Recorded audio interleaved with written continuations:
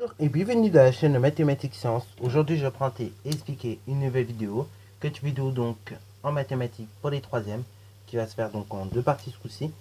Donc là, on va voir la partie graphique, mais après on verra la partie plus calculatoire de cette vidéo-là. Et dans cette vidéo, nous allons apprendre à déterminer l'expression d'une fonction, d'une fonction affine. On vous donne un graphique, par exemple comme celui-là, et on vous demande par exemple de retrouver l'expression de cette fonction f. Vous allez voir, la méthode est assez simple au début, mais il faut bien comprendre ce qu'on vous raconte. Bon, je vous laisse donc, pour ceux qui sont très agiles, mettre la vidéo en pause, essayer de résoudre cet exercice. Puis après, je vais vous expliquer pas à pas comment on fait. Sur ce donc, c'est parti mon kiki. Donc ici, je vais vous montrer comment on fait, étape par étape, et ça permet donc l'introduction d'une nouvelle formule qui sera à apprendre par cœur. Alors, rassurez-vous, cette formule, on la retravaille aussi en seconde. Et même si on la retravaille pas en seconde, c'est quand même quelque chose, voilà, parce que de retrouver ça assez facilement. À partir du moment où vous avez bien compris cette formule. Donc c'est à apprendre par cœur, oui, mais il faut surtout la comprendre déjà. Alors, retrouvez l'expression de la fonction x. Alors déjà, dans un premier temps, on peut dire que f est représenté donc par une droite. Donc, f est représenté par une droite qui ne passe pas par l'origine du repère. Donc, elle s'écrit sous la forme. Et donc là, il faut bien rappeler la forme sur laquelle elle va s'écrire, tout simplement, cette fonction-là. Donc, elle s'écrit sous la forme f de x égale à x. Alors, f de x égale à x, et on n'oublie pas le plus b derrière, puisqu'il s'agit d'une fonction affine, Donc, elle s'écrit sous la forme f de x égale à x, et on peut préciser qu'il s'agit d'une fonction affine. Donc voilà, f de x est représenté par une droite qui ne passe pas par l'origine du repère. Donc elle s'écrit sous la forme f de x égale à x plus b. Il s'agit donc d'une fonction affine. Voilà, ça c'est la première des choses. Maintenant donc, on va y aller bloc par bloc. On va y aller étape par étape. Première étape, on va déterminer b. Alors b, c'est ce qu'on appelle également c'est ce qu'on appelle l'ordonnée à l'origine. Donc c'est très simple. Comme son nom l'indique, c'est l'ordonnée qu'il y a à l'origine. Combien il y a d'ordonnées? Si l'ordonnée est égale à 0, du coup, logiquement, c'est une fonction linéaire. Mais dans le cas où on parle d'une fonction affine, l'ordonnée est forcément non nulle. Donc ici, on voit que l'ordonnée à l'origine, donc d'après le graphique, autrement dit donc d'après le graphique, f de 0, c'est tout simplement égal à 2. Donc, on peut conclure de la façon suivante, b est égal à 2. Voilà, puisque vous pouvez lire les coordonnées du point. Donc, vous pouvez nommer M, Z. Bon, là, je n'ai pas nommé. Puisque lorsque vous avez 0 en abscisse, on a 2 en ordonnée. Ça vient de là, en fait. Tout simplement du fait que, le fait que f de 0 est égal à 2 et donc que b soit égal à 2. Voilà. On a donc fait le plus facile. On a déterminé b. Donc, on sait maintenant qu'elle va s'écrire sous la forme f de x égale à x plus 2. Ça, c'est une évidence, on le sait.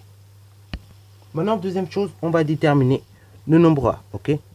Alors, déterminer le nombre A, c'est pas le plus simple, mais il existe une formule très rapide et très simple que nous allons appliquer pour déterminer ce fameux nombre A. Quand on veut déterminer, quand on veut déterminer le nombre A, il va falloir deux images. Une image par exemple de 0, une image de 1. Autrement dit, donc l'image de f de x1 et l'image donc de f de x2. Voilà. C'est très simple. Pour déterminer votre nombre A, il suffira donc d'avoir l'image de f de x1 et de f de x2 et on va les soustraire. On va soustraire les images au numérateur et au dénominateur. Donc, on va tout simplement soustraire les antécédents, c'est-à-dire donc x1 moins x2. Donc, la formule est la suivante. A est égal à f de x1 moins f de x2 divisé par x1 moins x2. Voilà, donc la petite formule bien utile qui va vous servir. Donc c'est simple, on va déterminer par exemple l'image de 1, l'image de 0, et après donc on va effectuer les calculs qui se doivent. Alors on voit ici que l'image de 1, c'est tout simplement donc 4. Donc on peut noter que f de 1 égale 4, et ici donc f de 0 égale 2. Donc c'est simple, on va bien comprendre ici que x1 c'est 1 et x2 donc ça sera 0. Donc ça va être simple, on va appliquer la formule suivante en remplaçant juste vos nombres, par vos lettres par des nombres. C'est-à-dire donc qu'on aura tout simplement ce coup-ci f de 1 moins f de 0 qui était divisé par 1 moins 0 au dénominateur. Ce qui veut dire donc qu'on aura f de 1, 4 moins f de 0, 2 qu'on va diviser par 1. Ok. Ce qui veut dire donc qu'on aura tout simplement 4 moins 2, 2. 2 sur 1. Ok. 2 qu'on va diviser par 1. Et 2 divisé par 1, c'est tout simplement 2. Donc a est égal à 2. Cela signifie quoi? Ça signifie donc que votre fonction affine, elle va s'écrire sous la forme suivante. Ok. Donc f de f, la fonction f va s'écrire tout simplement sous la forme f de x est égal à 2x plus 2. Ok. Voilà comment donc va s'écrire tout simplement cette fonction-là. Ok. Voilà. Donc, retenez bien encore une fois, le plus facile dans un premier temps, c'est de déterminer l'ordonnée à l'origine. Ok. Vous déterminez bien l'ordonnée à l'origine.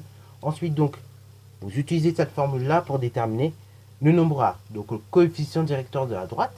Une fois que vous avez déterminé ces deux choses-là, et vous emboîtez bien tout ça. Et vous avez l'écriture de vos fonctions, qui est ici, par exemple, 2x plus 2. Ok. Donc, entraînez-vous bien à refaire cet exercice-là pour trouver l'expression de la fonction, donc d'une fonction affine ce coup-ci. Je sais, c'est un petit peu plus complexe à faire au début, mais vous allez voir. Entraînez-vous bien et vous allez y arriver. Donc, voilà, vous allez y arriver en faisant le graphique. En général, c'est plus facile avec le graphique, mais après, vous allez voir, on peut le faire sans le graphique aussi. Ok. Et c'est là où ça peut être un peu difficile au début à comprendre. Ok. Et en plus, en fait, il y a deux méthodes, mais moi, je vais vous en montrer une, la plus simple. Mais bien évidemment, voilà. Encore une fois, entraînez-vous bien à faire ce genre d'exercice. Sur ce donc, c'est la fin de la vidéo. J'espère qu'elle vous aura plu. Comme d'habitude, n'hésite pas à la liker, commenter et bonne reste à toi en mathématiques et en sciences.